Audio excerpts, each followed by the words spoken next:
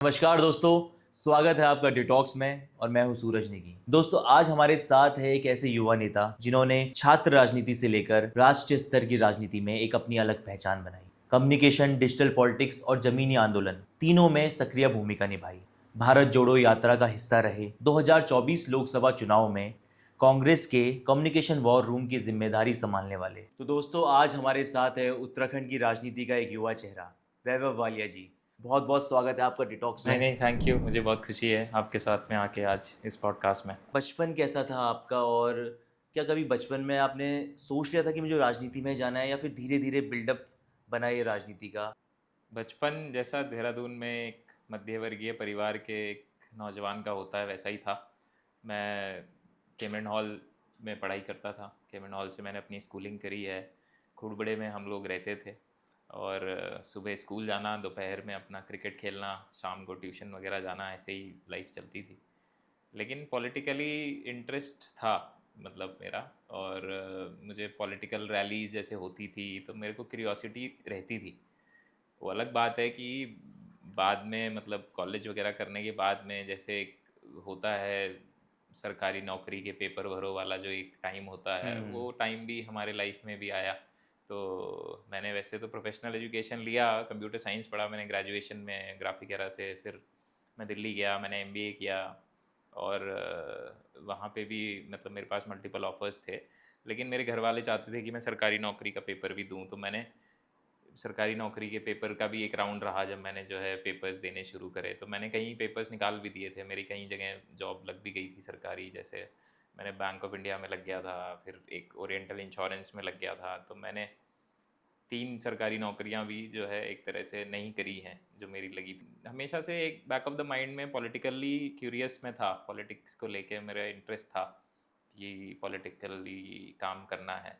समझ धीरे धीरे बनी कि पॉलिटिक्स होती क्या है और क्या चीज़ पॉलिटिक्स है। बचपन में जब आप होते हो तो आपको बेसिकली थोड़ा ग्लैमर भी अपील करता है हम्म। पॉलिटिक्स के अराउंड का जो होता है। तो जब आप यंग होते हो तो आपको शुरू में ये जो जो बड़ा मूवीज़ में जिस तरह से ड्रामेटाइज किया जाता हम्म। है और जिस तरह से आप अपने आसपास थोड़ा हवाबाजी भी देखते हो, तो वो सारी चीज़ें भी आपको शुरू में अपील करती हैं। जब हमने और पॉलिटिकल ट्रेनिंग हमारी हुई और जब हमने ऑर्गेनाइजेशन में काम करना शुरू किया तो हमें समझ पड़ी कि ये सब पॉलिटिक्स नहीं है। बेसिकली पॉलिटिक्स एक बहुत एक एक एक बड़ा टूल है कंट्री के अंदर। अगर आप कुछ भी ज़मीन पे बदलाव करना चाहते हो, अगर आप लोगों की लाइफ में कोई भी जेन्युइन चेंज लाना चाहते हो, तो उसका एकमात्र रास्ता भारत में कम से कम राजनीति ही है, देश में पॉलिटिक्स ही है, जिससे आप एक्चुअली में ग्राउंड पे लोगों की लाइफ बेटर करने के लिए कुछ भी काम कर सकते हो। और वो पॉलिसी ड्रिवन कैसे होता है हम्म। और उस सब की समझ हमारी ऑर्गेनाइजेशन में काम करने के दौरान और थोड़े पढ़ने से बनी। फिर ग्रेजुअली बिल्ड हुई। शुरू में बहुत एक अलग अंडरस्टैंडिंग थी पॉलिटिक्स की, लेकिन ओवर टाइम फिर वो अंडरस्टैंडिंग थोड़ी और बेटर हुई। पर जैसे कि आपका इतना अच्छा एजुकेशन बैकग्राउंड रहा है, जी। तो मेरा एक सवाल है कि क्या मतलब जो एजुकेशन जिनका एक बैकग्राउंड रहता है, तो उनके लिए क्या सफ़र आसान होता है पॉलिटिक्स में आना? नहीं, बिल्कुल आसान नहीं होता है, बिल्कुल आसान नहीं होता है। और आपको हर पल, हर थोड़े दिनों में ये एहसास होता है और आप अपने आप से सवाल भी करते हो कि मतलब मैं ये क्यों कर रहा हूँ और क्या मतलब मैं ये सही कर रहा हूँ। क्योंकि आप अपने साथ वालों को देखते हो जो आपके साथ, जैसे जो मेरे साथ एमबीए में थे मेरे साथ में, आज उनके मतलब करोड़ों में पैकेजेस है, हम्म। साल में वो लोग करोड़ों रुपए कमाते हैं। और वो एक कॉम्प्रोमाइज़ भी होता है कि पॉलिटिक्स में आप आ जाते हो तो यहाँ तो कोई पैसे आप नहीं कमा सकते हो, तो आपको ऑन द साइड अपना कुछ ना कुछ बिजनेस या कुछ ना कुछ सोर्स ऑफ इनकम डेवलप करना पड़ता है। क्योंकि इंडियन पॉलिटिक्स में ऐसा ऐसा नहीं है कि भाई कि पॉलिटिकल पार्टीज़ में या ऑफिस बेरर्स को कोई सैलरी मिलेगी हम्म। जब तक आप इलेक्ट नहीं होगे। तब तक ऐसा कोई, इंडियन पॉलिटिक्स में ऐसा कोई सिस्टम नहीं है। जिसकी वजह से मैं बार बार बोलता हूँ कि एक भी कॉमन घर के नौजवान के लिए बहुत मुश्किल है पॉलिटिक्स में सर्वाइव करके थ्राइव करना, आगे बढ़ना। हम्म। और कंट्रीज़ में अगर आप पार्टीज़ के भी ऑफिस बेरर हो तो आपकी एक मिनिमम सैलरी होती है। लेकिन इंडिया में ये प्रावधान नहीं है। तो इंडिया में इसी वजह से पॉलिटिकल करप्शन भी बहुत ज़्यादा है। हम्म। वो भी एक हमें देखने को मिलता है। पर बिल्कुल अलग होता है, एनवायरनमेंट बहुत अलग होता है। आप अगर वो, आपको समय बहुत देना पड़ता है, लोग बहुत अलग होते हैं। पॉलिटिकल पार्टीज़ में प्रोफेशनल बैकग्राउंड के लोग बहुत कम होते हैं, ज़्यादा एजुकेटेड लोग कम होते हैं, हम्म। ऐसा होता है। तो उनके साथ में आपको ड्वेल करना पड़ता है, जेल करना पड़ता है। फिर आप अगर ग्राउंड की पॉलिटिक्स कर रहे हो तो ज़मीन पे जिन कार्यकर्ताओं से आपको डील करना होता है, पब्लिक से आपको डील करना होता है, तो वो सारा अपने आप में एक बहुत अच्छा लर्निंग एक्सपीरियंस भी है, आपको बहुत कुछ सिखाता भी है, लेकिन आसान नहीं है, इतना मैं कह सकता हूँ। बहुत मुश्किल प्रोफेशन है पॉलिटिक्स, बिल्कुल भी आसान प्रोफेशन नहीं है पॉलिटिक्स। कोई ऐसा मोमेंट आपकी लाइफ का जहाँ पर आपको कंफर्म हो गया था कि नाउ मतलब मुझे इसी फील्ड में जाना मोमेंट मुझे लगता है कि बहुत सारे मोमेंट्स रहे। अभी रिसेंटली अगर बोलोगे तो भारत जोड़ो यात्रा एक बहुत है? बहुत एक बड़ा मोमेंट मेरी लाइफ का रहा, जिसमें जो है मैं बहुत लकी हूँ कि मेरे को वो मूवमेंट में पार्टिसिपेट करने का अपॉर्चुनिटी मिला और मैं वो मूवमेंट का हिस्सा रहा। वो कंट्री के हिस्ट्री में मतलब लोग उसको याद रखेंगे। भारत जोड़ो यात्रा राइट। एक ऐसा आंदोलन, जन आंदोलन एक भारत के अंदर हो गया है। और मैं पूरा भारत जोड़ो यात्रा में भारत यात्री भी रहा हूँ। मैं पूरा भारत जोड़ो यात्रा पैदल चला हूँ राहुल जी के साथ में, अच्छा, आप 4,000 पूरी किलोमीटर। वॉक पूरी हाँ, कंप्लीट किया हाँ, आपने भारत पूरा जोड़ो? मैंने पैदल चलाया 5 महीने की यात्रा को। तो कितना जिस किलोमीटर का था ये? 25 किलोमीटर रोज चलते थे हम, 4,000 किलोमीटर पैदल चले हैं हम लोग। और हम लोग 5 महीने तक सड़क पे थे अच्छा। और प्रतिदिन आगे बढ़ जाते थे। और वो सड़क पे 5 महीने गुजार के जो हमें देश की समझ बनी है, जो मतलब देश को देखने का और देशवासियों से, देश के अलग अलग राज्यों के अलग अलग भाषा के लोगों से मिलने का और सीखने का जो मौका मिला है, that's a life time opportunity. वो एक मतलब जीवन भर की पूंजी है एक तरह से। हम्म। और मैं सारे भारत यात्रियों का कोऑर्डिनेटर भी था। मैं उस यात्रा में बहुत सा काम भी देख रहा था, मतलब मैं कम्युनिकेशंस में, उसमें सोशल मीडिया और मीडिया के मैनेजमेंट में मैं काफ़ी अहम रोल प्ले कर रहा था। वो सब काम भी मैं देखता था। तो हम सुबह 6 बजे चलना शुरू करते थे, 10 बजे तक हम चलते थे, फिर हम दोपहर को 3-4 बजे चलते थे। अभी रिसेंट टाइम्स का मेरा एक लाइफ का बहुत एक टर्निंग पॉइंट या एक बहुत सीखने वाला मोमेंट रहा है। वहाँ से आपका मतलब एकदम निश्चय कर दिया आपने कि 100%। इसी चीज़ में करना है? देखिए, मैं उसका रीज़न बताता हूँ आपको। क्या होता है कि कंट्री की जो पॉलिटिक्स रिसेंट टाइम्स की रही है, हम्म। उसमें आप देखोगे कि बीजेपी बड़े बड़े चुनाव जीती है। जी। और बीजेपी जो चुनाव जीती है उसमें बीजेपी की एक आइडियोलॉजी है। वो एक आइडियोलॉजी में कहीं ना कहीं वो डिवाइड एंड रूल करते हैं।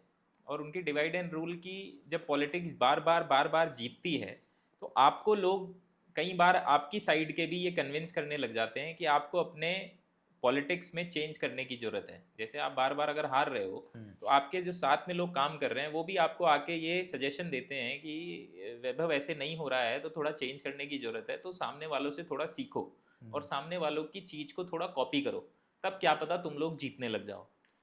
मैं ये मानता हूँ कि वो एक ऐसा टाइम था जब कंट्री में बीजेपी जो है यूपी का चुनाव जीती थी मैसिव विक्ट्री से 2022 का। और अपने 2019 का लोकसभा वो बड़े मैसिव तरीके से जीते थे। और फिर लोग ये बात करने लगे थे कि शायद यही आइडियोलॉजी के लिए आज कंट्री में जगह है। और उस समय पे हम लोगों ने पैदल चलना शुरू किया। मैं आपको बता सकता हूँ कि भारत जोड़ो यात्रा उसका नाम था, और पूरे देश में मैंने प्यार, मोहब्बत, लव, अफेक्शन, कंपैशन ही देखा। मैंने मतलब इस देश में ये पा लिया, मैंने ये देख के अपनी आंखों से देखा है कि कोई आगे मुझे अगर ये बोलेगा कि इस देश में लोग नफ़रत गर्द हैं या नफ़रत को पसंद करते हैं या लोगों में एक दूसरे के प्रति जो है लोगों में द्वेष है, तो मैं ये बात को नहीं स्वीकार करूँगा। इस देश के लोगों के दिलों में सिर्फ़ और सिर्फ प्यार है। इस देश के लोग बहुत काइंड हैं, इस देश के लोग बहुत कंपैशनेट हैं, बहुत करुणा है उनके अंदर। और वो मतलब काइंडनेस क्या होती है, कंपैशन क्या होता है कि चले ठीक है, मेरा परिवार है उसके लिए तो मैं कुछ करूँगा ही, मेरा कोई दोस्त है उसके लिए तो मैं कुछ करूँगा ही। काइंडनेस और कंपैशन का टेस्ट तब होता है जब आप किसी को जानते ही नहीं हो। नहीं हो, राइट। मैं इसको नहीं जानता हूँ और मेरा इससे कोई लेना देना नहीं, और मैं शायद इससे आज के बाद में कभी मिलूंगा भी नहीं, लेकिन मैं उसके लिए भी कुछ करने के लिए तैयार हूँ, मैं उसकी भी कुछ मदद करने के लिए तैयार हूँ। इसका मतलब मेरे दिल में प्यार है। और हम जिस भी दरवाजे पे जाते थे, वो दरवाज़ा हमको खाना खिलाने को तैयार होता था, हमको पानी पिलाने को तैयार होता था, हमको चाय ऑफ़र करता था, कॉफ़ी ऑफ़र करता था। महिलाएं किसी के भी यहाँ जाके टॉयलेट्स यूज़ करती थी। मतलब सिर्फ और सिर्फ इस देश ने उस यात्रा के दौरान हमें प्यार दिया, अनजान लोगों ने हमें प्यार दिया, बीजेपी के रूलिंग एरियाज़ में हमें बहुत प्यार मिला। तो मेरा ये यकीन डेवलप हुआ कि बीजेपी की आइडियोलॉजी इस कंट्री में कभी थ्राइव नहीं कर सकती। ये कंट्री महात्मा गांधी, जवाहरलाल नेहरू और मतलब मैं कहता हूँ कि गीता का जो ज्ञान है उसके ऊपर चलने वाली जो हमारी कंट्री है, और इस कंट्री में सिर्फ और सिर्फ करुणा, प्रेम और कंपैशन है। तो वो मेरी यात्रा का एक बहुत बड़ा एक टर्निंग पॉइंट और मतलब एक बहुत सीखने का मेरा मोमेंट था। तो जैसे कि जो आपका एक्सपीरियंस भारत जोड़ो यात्रा में रहा, तो उसमें आप मुझे लगा काफ़ी रूट्स तक गए हाँ, इंडिया के। बिल्कुल, तो वहाँ बिल्कुल। पर हम जैसे कहीं बहुत ऐसी जगहों पे गए। मतलब मैं आपको एक किस्सा बताता हूँ कि मैं यात्रा चलनी शुरू हुई तो मैं थोड़ा वर्कआउट वगैरह भी करता हूँ, मतलब मैं हाँ। थोड़ा एक्सरसाइज भी करता हूँ। तो शुरू में ही जो भारत यात्री और थे वो 3-4 दिनों में ही बीमार पड़ने शुरू हो गए, बुखार हम्म। होने लग गया, लोगों के पैरों में छाले हो गए, और मैं ठीक रहा। तो मैं थोड़ा सा मेरे अंदर वो भी आ गया कि मतलब मैं तो फिट हूँ और मेरे को तो कुछ हुआ नहीं है और मैं तो वैसे हूँ। लगभग 16-17 दिन बीते थे, हम लोग हम्म। केरला में थे। तो मेरे को फीवर आ गया और मेरे को तो छाले हो गए पैरों में, और बहुत बड़े बड़े छाले हो गए, और चलना बहुत मुश्किल, मतलब छालों में जब आप चलते हो आपको बहुत पेन बहुत होता है, पेन बहुत होता है। तकलीफ होता है। और केरला में हम थे और हम इंटीरियर्स में थे केरला के। तो मैं एक दुकान पे गया और मैंने वो दुकान पे जाके बोला कि मेरे को जो है पैरों में छाले हो रहे हैं और मुझे कुछ दवाई दे दीजिए। हाँ। और उसको ना हिंदी आती थी ना इंग्लिश आती थी, हाँ। तो मैं उसको समझा ही नहीं पाया। चाहे आप जो मर्जी कह लीजिए उसको, लेकिन मैं उस दिन उसको नहीं समझा पाया। तो मैं अगले दिन मैंने अपने पैर के छालों की फ़ोटो खींची, और अगले दिन मैं दोबारा से गया, तो हम आगे बढ़ चुके थे। हाँ। तो हम अगली बार जहाँ थे वहाँ पे मैंने केमिस्ट के यहाँ जाके दिखाया कि मेरे को ये इस चीज़ के लिए थोड़ा मेडिसिन को ही दे सकते हो। हाँ। उसने मुझे वैसलीन दे दिया, बोला इसके ऊपर अच्छा। वैसलीन लगाओ खाली। तो मैंने सोचा ये वैसलीन के लिए मैंने इतना एफर्ट किया, लेकिन वो एक एक्सपीरियंस काफ़ी फ़नी मेरे को याद रहता है। एक और थोड़ा सा इंस्पायरिंग जो वो था वो ये था कि बेसिकली पॉलिटिक्स में, लाइफ में आप ये चाहते हो कि आप अगर किसी चीज़ के लिए बहुत पैशनेटली काम कर रहे हो तो आप थोड़ा सा मोरल बूस्टिंग, थोड़ा सा हम्म। मोटिवेशन, थोड़ा सा encouragement चाहते हो कि लोग राइट। थोड़ा सा हौसला अफजाई कर दें, तो आपकी हिम्मत बढ़ जाती है। तो बिल्कुल। हर आदमी को ये चाहिए होता है। तो हम भी जब यात्रा कर रहे थे तो मैं शायद हम कर्नाटका में थे, आगे जा चुके थे। हम सुबह सुबह का टाइम था, लगभग 8 बजे के आसपास में, और हम पैदल चल रहे थे। तो राहुल जी आगे चले गए थे, मैं थोड़ा पीछे छूट गया था। तो मैं चल रहा था, थोड़ी एजेड सी महिला जो मतलब शायद मजदूरी करती थी, सर पे अपना सामान ढो के ले जा रही थी, हम्म। वो उसने मेरा हाथ पकड़ लिया और वो मेरे को बोली कि खाना खाया। तो उसको ये तो पता था कि ये यात्रा चल रही है, उसको ये पता था कि ये यात्री हैं, ये आगे बढ़ जाते हैं, लेकिन उसे ये नहीं पता था, वो ये सोच रही थी कि ये बेचारे खाना कहाँ खाते होंगे या ये वो हम्म। कैसे करते होंगे। तो उसको ये, हम लोग मतलब हमारा अरेंजमेंट रहता था, हम लोग अपना सब नाश्ता करके चलते थे और रास्ते में तो नहीं खाते थे, फिर आगे जाके रास्ते में कहीं चाय पी लेते थे, फिर आगे खाना खाते थे जहाँ रुकते थे। तो वो व्यवस्था रहती थी, लेकिन उनको शायद ये नहीं पता था। तो उन्होंने जिस तरह से उसने मेरा हाथ पकड़ के मेरे को बोला कि तुमने खाना खाया और तुम बहुत अच्छा काम कर रहे हो, और मैं मतलब मैं बहुत खुश हूँ आपके काम से, और मेरा बेटा है वो एक फैक्ट्री में काम करता था, उसको फैक्ट्री के काम से निकाल दिया। वो भी एक मुस्लिम थी वो लेडी। ऊपर वाला तुमको मदद करेगा और तुमको मेरा ब्लेसिंग है, और उसने मेरे को मतलब हाथ पे किस किया। तो मेरे को बहुत मतलब एक लगा कि यार कि ज़िंदगी में अच्छा काम तो कर रहे हैं हम, ऐसी बात नहीं है।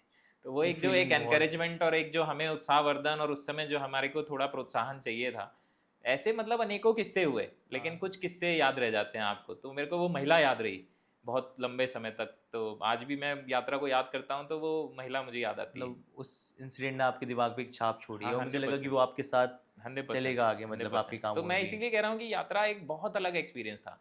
यात्रा एक बहुत बड़ा और एक बहुत एक अच्छा एक्सपीरियंस था। तो इस यात्रा में राहुल जी के साथ कोई आपका यादगार पल? राहुल जी के साथ में बहुत से यादगार पल हुए। या राहुल जी बहुत समय बिताते थे हम लोग, क्योंकि हमारे पास में हम लोग एक ही जगह पे रहते थे। कई बार इंटरेक्शंस होते थे और बहुत सी बातें होती थी। राहुल जी ने दाढ़ी बहुत बढ़ा ली थी, तो हाँ। उस पे बहुत बातें होता था सब लोगों ने। तो हमने भी फिर एक टाइम के बाद में दाढ़ी बढ़ानी शुरू कर दी थी।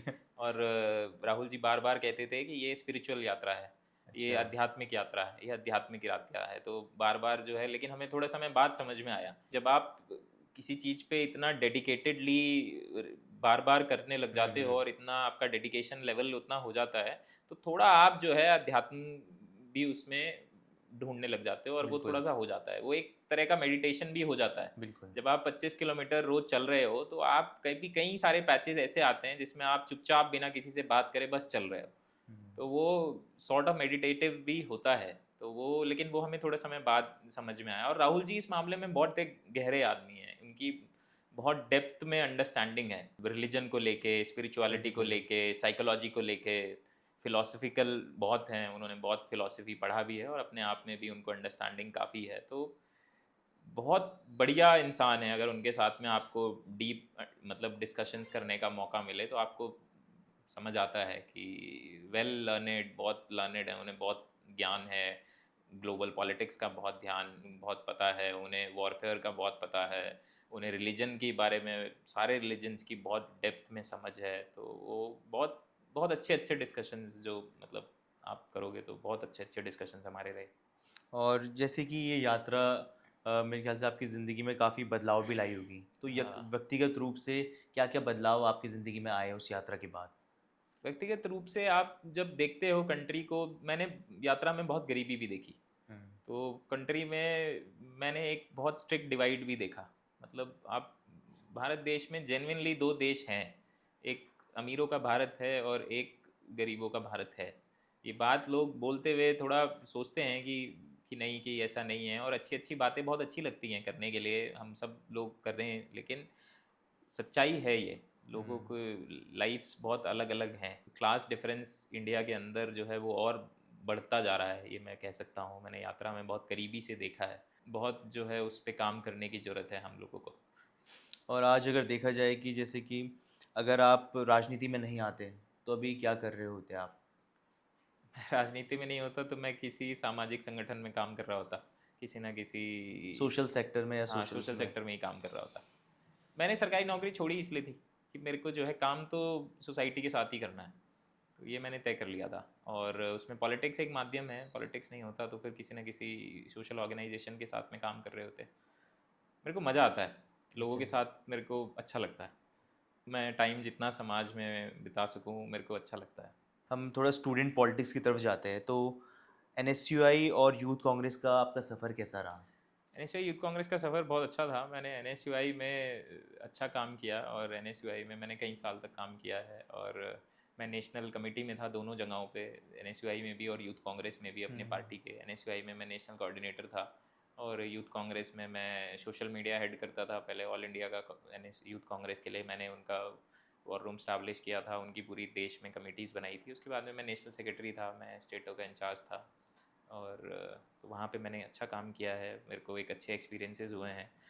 यूथ के साथ में जब आप काम करते हो उससे बेटर स्पेस कोई नहीं है। जब आप बहुत एक कंफर्टेबल एनवायरनमेंट में होते हो, आपकी एज के सारे लोग होते बिल्कुल। हैं, तो आपका एक नेचुरल कंफर्ट रहता है। बहुत ज़्यादा, मतलब मैं ये कह सकता हूँ कि काट छाँट और वैसी कंपटीशन तो हर जगह पे होता है, हर हम्म। ऑर्गेनाइजेशन में होता है, लेकिन यूथ कांग्रेस एनएसयूआई फिर भी थोड़े बेटर प्लेसेस हैं। जब आप फिर मेन कांग्रेस में आते हो, जब आप फिर ज़मीन पे इलेक्टोरल पॉलिटिक्स में आते हो, तो चैलेंजेस और बढ़ जाते हैं। और फिर तो वो जो आपकी ट्रेनिंग होनी चाहिए एनएसयूआई यूथ कांग्रेस में, मैं ये कहता हूँ कि पार्टी के इन संगठनों में मेरी ट्रेनिंग अच्छी हुई। हम्म। मैंने अच्छा सीखा, जिससे जो है जब मैं मेन कांग्रेस में आया, जब मैं नेशनल कमेटी में आया, तब मैं उसको बेटर हैंडल कर सका, क्योंकि मेरी ट्रेनिंग अच्छी हुई इन संगठनों में। ये संगठन बेसिकली कांग्रेस के लिए नई खेप तैयार करने की एक तरह से प्रयोगशालाएं हैं, कि भाई आपके लिए, कांग्रेस के लिए लीडर्स डेवलप करने के लिए ये ऑर्गेनाइजेशंस हैं जिनसे कांग्रेस के लिए लीडर्स डेवलप होते हैं। और मैं लकी हूँ कि मेरे को वो दोनों ही ऑर्गेनाइजेशंस के नेशनल कमेटी में एक्सपीरियंस करने का मौका मिला। और पहली बार आंदोलन में आपका उतरने का अनुभव क्या था? कब उतरे आप पहली बार आंदोलन में और कैसा अनुभव रहा उस समय? देहरादून के अंदर जब बस्तियां तोड़ी जा रही थी अभी, तो उसमें हमने काफ़ी काम किया। हमने बस्ती वालों के बीच में जाके जागरूकता लाने का काम किया, बस्ती वालों को इकट्ठा किया, और फिर हमने जो है उसका आंदोलन किया, और सरकार को हमने जो है एक तरह से ये कहा कि भाई कि आप जो है जब तक इनका आप व्यवस्था नहीं करते हैं, जब तक आप इनको कहाँ पे आप बसाएंगे और सारे इनके अधिकारों को आप सुनिश्चित नहीं करते हैं, तब तक हम आपको ये बस्तियाँ नहीं तोड़ने देंगे। और बड़ा आंदोलन हुआ, और बहुत अच्छा आंदोलन हुआ। और कहीं ना कहीं मैं ये मानता हूँ कि सरकार जो बस्तियों पे निशान भी लगा चुकी थी, वो सरकार पीछे हटी, और हम्म। बस्तियाँ जो है देहरादून में नहीं तोड़ी गई। चुनाव के बाद में मुझे ऐसी उम्मीद है कि ये अगर जो है कांग्रेस की सरकार आएगी तो बहुत अच्छी बात है, लेकिन अगर कांग्रेस की सरकार नहीं आएगी तो भारतीय जनता पार्टी पुनः दोबारा से वो बस्तियों की उजाड़ने की कोशिश करेगी। क्योंकि चुनाव में भारतीय जनता पार्टी बड़े बड़े वादे करती है, लेकिन चुनाव जब निपट जाते हैं तो सबसे पहले भारतीय जनता पार्टी की निगाह में बस्ती वाले ही खटकने लगते हैं। और इसीलिए आप देखोगे सारी बस्तियों के नाम आपको मिलेंगे, राजीव कॉलोनी, आपका जो है जवाहर कॉलोनी, इंदिरा कॉलोनी, लेकिन आपको कोई भी जो है बस्ती किसी मोदी कॉलोनी या कोई अमित शाह कॉलोनी या कोई अटल बिहारी कॉलोनी नहीं मिलेगी आपको, क्योंकि वो लोग देखते अलग अलग तरीके से हैं। हमने अभी फिर उसके बाद में, मतलब अंकिता भंडारी के लिए जब प्रदेश में आंदोलन हुए तो उसमें भी हमने कई जगहों पे हमें मौका मिला, हमने कई जगहों पे पर अंकिता जनता के भंडारी बीच वाला में। जो मामला है काफ़ी कंट्रोवर्शियल रहा है, और मेरे ख्याल से सरकार इसको हमेशा कहती है कि राजनीतिक मुद्दा है, मतलब हर लोग इस पर राजनीति वो करना चाह रहे हैं। बिल्कुल तो राजनीतिक मुद्दा तो सब कुछ है, और राजनीति इस पे होनी भी चाहिए, लेकिन ये एक ऐसा मुद्दा है जिसने मतलब उत्तराखंड के आज तक के इतिहास में, जब से उत्तराखंड बना है 2000 में हम बने थे, आज तक 26 सालों में कभी उत्तराखंड पे इतनी तौमतें नहीं लगी, इतनी बेइज्जती इस प्रदेश की नहीं हुई जितनी इस मामले में हुई है। और एक ऐसा मामला जिसमें हर एक उत्तराखंडी का सर कहीं ना कहीं शर्म से झुका है, और उसकी मतलब जिम्मेदार भी मैं तो मानता हूँ कि कहीं ना कहीं भारतीय जनता पार्टी उसकी जिम्मेदार है, साफ शब्दों में अगर कहा जाए तो। मैं कहता हूँ कि पहली बात तो कोई एक ज़रूरतमंद परिवार की लड़की किसी के यहाँ काम पे जाती है तो ये जिम्मेदारी बनती है कि उसे एक सेफ़ वर्किंग एनवायरनमेंट प्रोवाइड किया जाए। अगर वो नहीं था तो उनके लोगों उस पर इतना घिनौना काम करने के लिए दबाव बना रहे थे। मैं कहता हूँ कि भले वो आपकी पार्टी से ही संबद्ध क्यों ना हो, इतना घिनौना काम करने के लिए जब किसी पे दबाव बनाया जा रहा है तो उसमें अगर आपकी पार्टी के लोग भी शामिल हैं तो आपको एक एग्जाम्पल सेट करना चाहिए था। सारे लोग तो नहीं होंगे ना आपकी पार्टी के अंदर भी ऐसे, आप एक एग्जाम्पल सेट करते कि आप अपनी पार्टी से संबद्ध होने के बावजूद भी लोगों पे कार्रवाई करते, जस्टिस इंश्योर करते, तो हम मानते कि हाँ भाई चलो ठीक है इन्होंने किया। इतना घिनौना काम होने के बाद भी, वो लड़की चले जाने के बाद भी, पूरा प्रदेश खड़ा हो जाने के बाद भी भारतीय जनता पार्टी ने अपने नेताओं को प्रोटेक्ट करना ज़्यादा ज़रूरी समझा रादर देन वो लड़की का पूरे प्रदेश वासियों को जस्टिस देने के बावजूद। सीबीआई की जांच की घोषणा तब हुई जब पूरा प्रदेश खड़ा हो गया, सब लोग सड़कों पे आ गए, हजारों प्रदर्शन हुए, और वो सीबीआई की जांच का भी क्या हुआ वो किसी को नहीं पता है, वो अभी क्या कर तक रही है किसी को कुछ नहीं रिजल्ट पता है। नहीं। तो आपने एक तरह से जो बस वो एनर्जी को डिफ्यूज़ करना था कि ठीक है आंदोलन बंद हो जाए, उसके लिए आपने कर दिया और जो है मामले को रफा दफा आपने करा। लेकिन जब तक भारतीय जनता पार्टी की सरकार रहेगी, अंकिता भंडारी मामले में न्याय नहीं हो सकता, ये हमें लगता है। अभी मोस्ट रिसेंटली ये पेपर लीक वाला जो आंदोलन रहा उसमें भी हम लोग शामिल इस पे रहे, मैं वही उसमें कहना भी। चाहूँगा कि देहरादून में भी एक सुसाइड हुआ था, मेरे ख्याल से रिया हाँ थापा हाँ। लड़की थी, तो देखिए जो मैं जिस विधानसभा की तैयारी कर रहा हूँ वही हमारे वहीं ही से। पास से ही जो है वो लड़की रिया कुमारी थापा, हमारे एक हम्म। साथी राजेश मल जी की बेटी थी, 23 साल की बेटी। राजाराम मोहन रॉय से उसने अपनी स्कूलिंग किया, 97% वो स्कूल में लेके आई। 12th में 97% अगर कोई लाता है तो उससे ज़्यादा आप क्या एक्सपेक्ट करते हो कि वो और बिल्कुल। क्या करे। जब वो 12th में 97% लाई थी, अखबारों में उसकी फ़ोटो छपी थी। उसके फादर जो है आज भी वो इमोशनल होके वो अखबारों की कटिंग दिखाते हैं कि मेरी बेटी ने देहरादून में टॉप किया था और उसका अखबार में फ़ोटो छपा था। वो लड़की डॉक्टर बनना चाहती है तो ये तो गवर्नमेंट इंश्योर करती है ना, कि गवर्नमेंट ने एक एजेंसी बना रखी है एनटीए, वो एनडीए। एजेंसी जो है पेपर कराएगी नीट का, और वो पेपर लोगों को फॉर्म भरना पड़ेगा और फिर उसमें रैंक आएगी और उसके बेसिस पे एडमिशन होगा। तो ये बिल्कुल। आपकी एक प्रक्रिया है ना, आपने इसे सेंट्रलाइज किया हुआ है, आपने एक एजेंसी को दिया हुआ है। बच्चे तो बेचारे पेपर भर रहे हैं, बच्चे पूरे साल भर तैयारी कर रहे हैं। जब बच्चे तैयारी करते हैं पूरा परिवार इन्वॉल्व हो जाता है। वो लड़की ने पूरी तैयारी करी, ईमानदारी से तैयारी करी। ये तो आपकी जिम्मेदारी है ना कि आप इंश्योर करो कम से कम वो पेपर लीक ना हो, कम से कम वो पेपर में चीटिंग ना हो, बेईमानी ना हो, करप्शन ना हो। आप कम से कम फेयर चांस मांग रहे हैं, वो आपसे भीख नहीं मांग रहे हैं, वो आपसे खैरात नहीं मांग रहे हैं, आप उन्हें फेयर चांस भी नहीं दे रहे हो। वो लड़की ने पूरे साल मेहनत करी, पेपर दे के आई तो वो थोड़ी रिलीव थी, और जब पेपर लीक हो गया तो वो हताश हुई। उसको लगा कि यार कि ये पेपर लीक हो गया, अब तो कट ऑफ बहुत हाई जाएगा। उसने अपने घर वालों को बोला कि अब जो है, जो ईमानदारी से बच्चे तैयारी करते हैं उनका नंबर नहीं आएगा, जिसने पैसे दे के पेपर खरीदा होगा खाली उसी का नंबर आएगा। और एक दिन री नीट एग्ज़ाम से पहले उसके घर वाले ऊपर जाते हैं, उसके कमरे में देखते हैं, खिड़की से लटका हुआ उसको पाते हैं।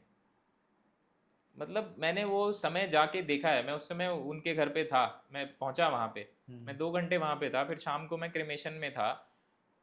मतलब मैं बता नहीं सकता आपको जो हाल था वहाँ पे। उसके फादर कारगिल वॉर के हीरो हैं, कारगिल वॉर में जो भारतीय सेना की टुकड़ी थी उसमें शामिल थे राजेश मल, एक्स आर्मी के हमारे साथी, देश की सेवा कर चुके हैं, बच्चे को डॉक्टर बनाना चाहते हैं, ईमानदारी का काम करते हैं, बच्ची मेहनत कर रही है, 97% ला रही है। देहरादून की वो बेटी हमें छोड़ के चली जाती है। हमारे यहाँ भारतीय जनता पार्टी का कोई नेता उसकी सुध लेने नहीं गया, उसके घर पे शोक व्यक्त करने नहीं गया। अरे भाई मैं कहता हूँ चलो भले वो लोग इस्तीफा मांग रहे हो शिक्षा मंत्री का, वो तो केंद्र से मांग रहे थे ना, तो केंद्रीय शिक्षा मंत्री का मांग रहे थे। आपका तो किसी का इस्तीफा वो नहीं मांग रहे थे। आप कम से कम ये तो जा सकते हो ना कि सॉरी हमें बुरा हुआ लगा, हमें दुख हुआ राजेश भाई, इस दुख में हम आपके साथ हैं। कोई नेता उनका, ये भारतीय जनता पार्टी की राजनीति है।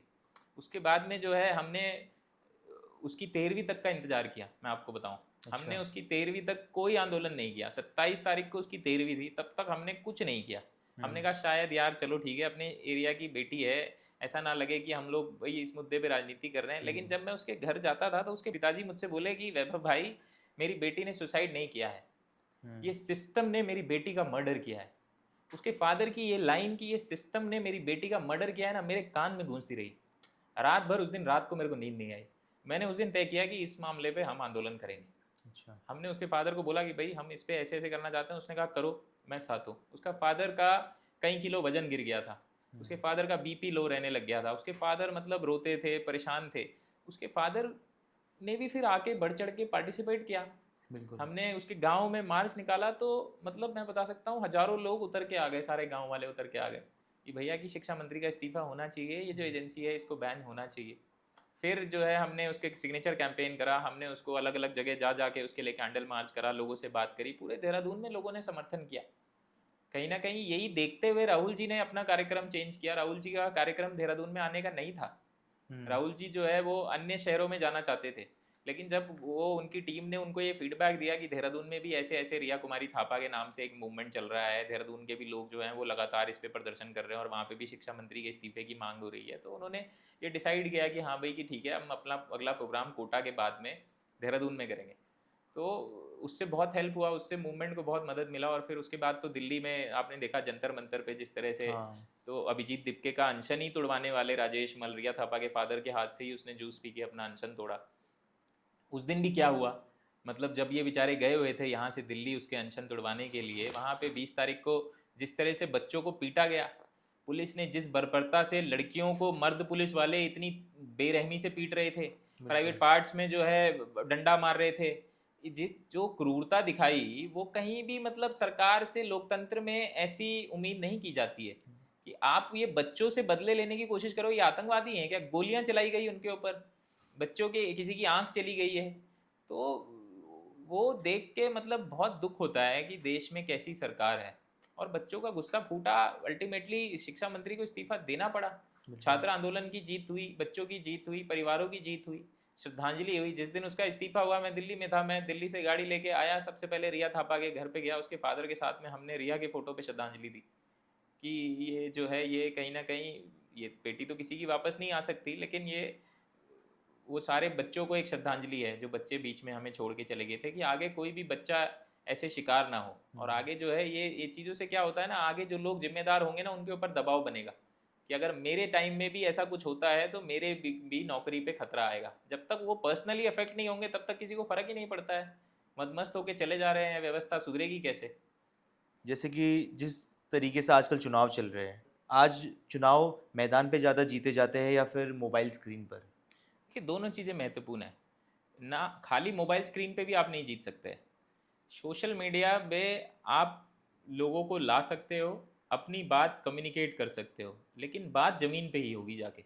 ये आपको रियलाइज़ करना पड़ेगा। ये आपको मैं कई बार कई इंटरव्यूज़ में कई जगह पे बोल चुका हूँ, social media can only amplify ground, social media can not replicate ground. Social media ज़मीन को लोगों तक पहुँचा सकता है अच्छे अच्छे माध्यम से, अच्छे तरीके से, घर बैठे। सोशल मीडिया ज़मीन की जगह नहीं ले सकता है। राजनीति आपको ज़मीन पे ही लोगों के बीच में ही करनी पड़ेगी। आपको गली मोहल्लों में, बस्तियों में, वहीं जाके राजनीति करनी पड़ेगी, क्योंकि लोगों की समस्याएं वहीं हैं जहाँ लोग निवास करते हैं। तो राजनीति तो वहीं आपको करनी पड़ेगी। सोशल मीडिया के माध्यम से आप मुद्दों को उठा सकते हैं, मुद्दों को हल करने के लिए अपना व्यू पॉइंट रख सकते हैं, अपनी बात रख सकते हैं। सोशल मीडिया बहुत इफेक्टिव है, आप उसको दरकिनार नहीं कर सकते हो, नहीं तो आप अपनी बात लोगों तक पहुँचाओगे कैसे? मतलब एक महत्वपूर्ण हिस्सा बन चुका है बहुत राजनीति महत्वपूर्ण का। हिस्सा है। देखिए आम पब्लिक आपको प्रति घंटे, प्रति मिनट, प्रति सेकंड देख रही है। पहले इतना कम्युनिकेशन नहीं था। अभी कोई यहाँ से अमेरिका में बैठा हुआ व्यक्ति व्हाट्सएप खोल के, आपके विंडो खोल के वो टाइप करना शुरू कर रहा है, ये भी आपको पता चल जा रहा है। पहले कम्युनिकेट करने के लिए आपको कई दिन, कई घंटे लग जाते थे, किसी तरह से आप अपनी बात पहुंचा पाते थे, चिट्ठियां लिखी जाती थी। बिल्कुल। तो अब जो है कम्युनिकेशन इतना फ्लो, इतना फास्ट हो चुका है, और कम्युनिकेशन वॉल्यूम भी इतना बढ़ चुका है कि हर घंटे आपका नेता क्या कर रहा है वो लोगों को पता रहता है, और लोग उस हिसाब से जज करते हैं। तो इसके अपने फ़ायदे भी हैं, नुकसान भी हैं, लेकिन बहुत इंपॉर्टेंट है। उसके बिना आप पॉलिटिक्स को अब इमेजिन नहीं कर सकते। तो अब जैसे कि नरेटिव कितना महत्वपूर्ण हो गया है अब? बहुत महत्वपूर्ण है नैरेटिव। देखिए बीजेपी तो ये झूठे नैरेटिव फैला फैला के ही चुनाव जीतती है। बीजेपी तो जो है झूठ बोल के लोगों को बरगला के इसी तरह से चुनाव जीतती है। देश के अंदर जो है झूठे नैरेटिव बीजेपी गढ़ती है और उससे कहीं ना कहीं वोट लेने की कोशिश करती है। आप देखिए, नैरेटिव बहुत इंपॉर्टेंट है आपने, और अगर इफेक्टिव कम्युनिकेशन आप सिस्टम बना लेंगे तो आप उनके फेक प्रोपोगंडा को बस्ट भी कर सकते हैं, आप उसका जवाब भी दे सकते हैं। हमने ये करके दिखाया है। लोकसभा चुनाव के दौरान में भारतीय जनता पार्टी बात करती थी 400 पार, 400 पार, अब की बार 400 पार, अब की बार 400 पार। हमको पार्टी ने कम्युनिकेशन वॉर रूम का चेयरमैन बनाया तो हमने ये करके दिखाया ज़मीन पे कि उनका जो नारा था अब की बार 400 पार का, हमने उसकी सच्चाई लोगों को बताई। उनके नेता ने एक जगह कह दिया कि भाई हमें जो है संविधान को बदलना है, तो हमने वो चीज़ों को लिया और उसको जोड़ के बताया लोगों को कि इन्हें 400 पार ये इसलिए मांग रहे हैं क्योंकि संविधान बदलने के लिए आपको 2/3 मेजोरिटी चाहिए होती है लोकसभा में, तो इसकी वजह से ये चाहते हैं कि भाई कि आप इन्हें 400 पार कर दीजिए ताकि ये संविधान को बदल दें।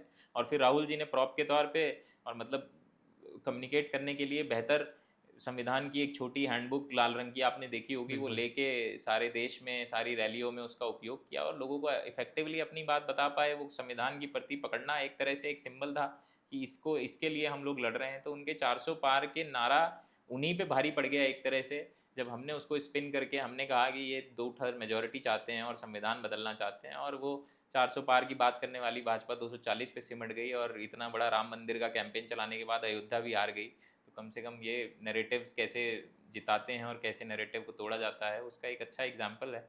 मैंने तो इसके ऊपर कई कंट्रीज़ में बात किया है, कई कंट्रीज़ में मैं गया हूँ, मैंने अमेरिका में जाके इस पे बात किया है, मैंने ब्राज़ील में बात किया है, मैंने कई जगह जाके इसके ऊपर बात किया है।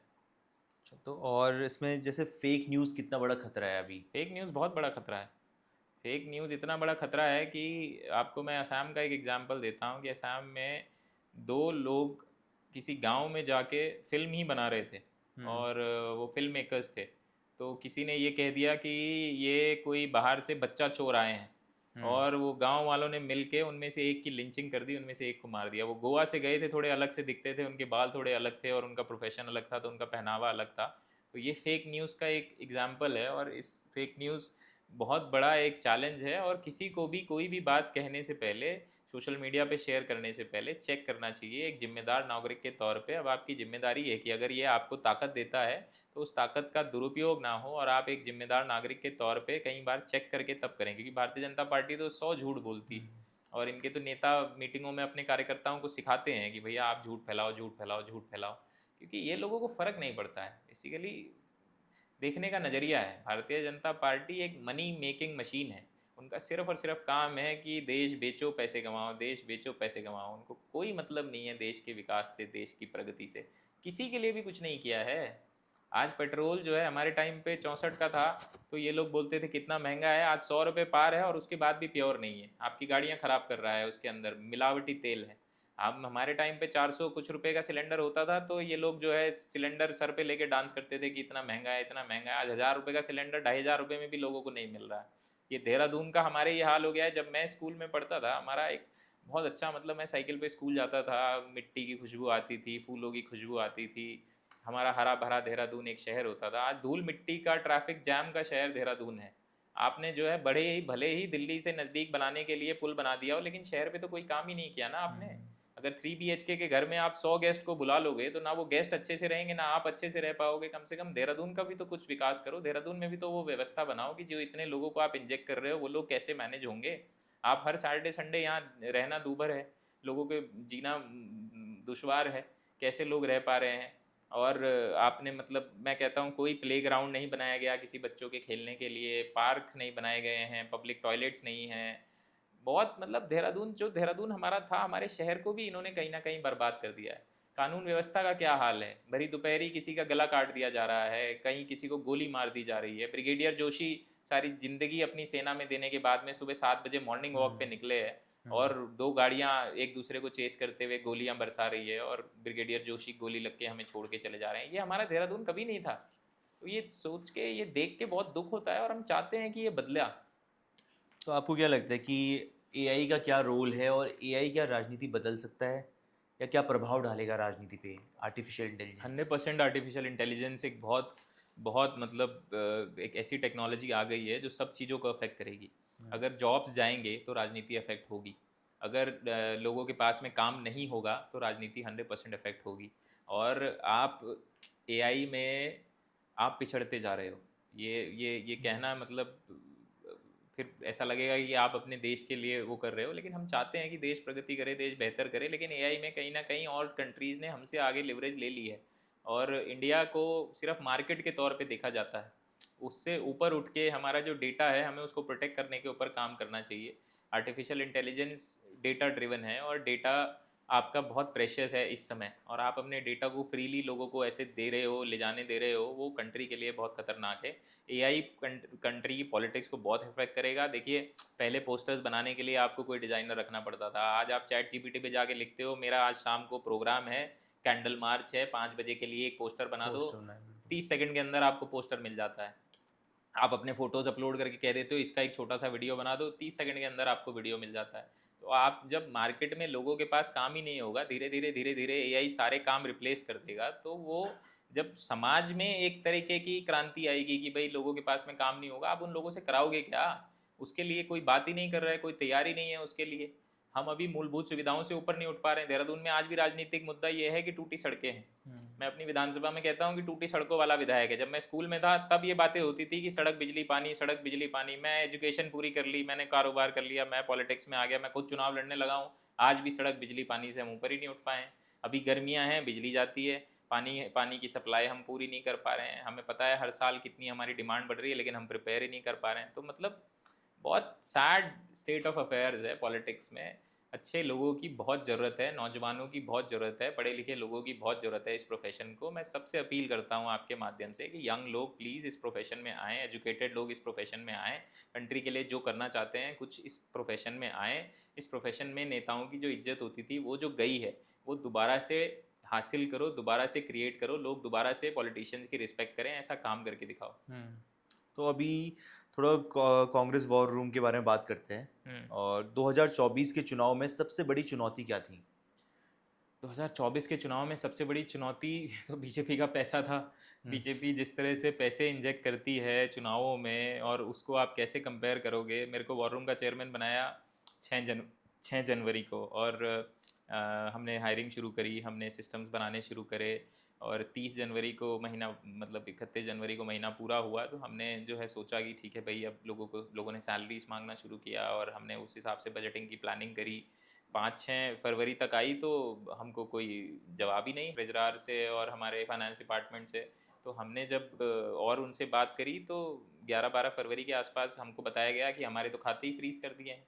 तो बीजेपी ने चुनाव जीतने के लिए क्या कुछ नहीं किया इस चुनाव में, और हमारे सारे अकाउंट्स को सीज़ कर दिया, हमारे अकाउंटों से पैसे निकालने शुरू कर दिए। कांग्रेस के अकाउंट से करोड़ों रुपए निकाले गए, और यूथ कांग्रेस के अकाउंट से पैसे निकाले गए, सैकड़ों करोड़ों रुपए हमारे निकाले गए। कम से कम 2 महीने तक हमारे अकाउंट्स फ्रोजन रहे, हम कोई काम ही नहीं कर सके।